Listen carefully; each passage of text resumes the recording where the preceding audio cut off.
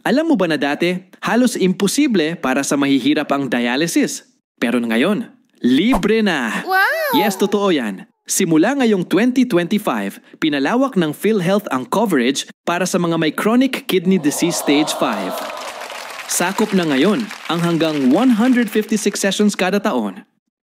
At bawat session, 6,350 pesos ang binabayaran ng PhilHealth. Ang ibig sabihin, wala ka nang kailangang bayaran, lalo na kung indigent member ka. At hindi lang yan, may mga probinsya na ring nagtayo ng libreng dialysis centers. Katulad ng Pampanga Provincial Dialysis Center.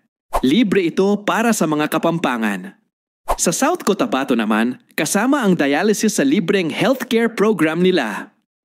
Simple lang, kailangan mo lang ng active PhilHealth membership, medical referral, at pumunta sa accredited center.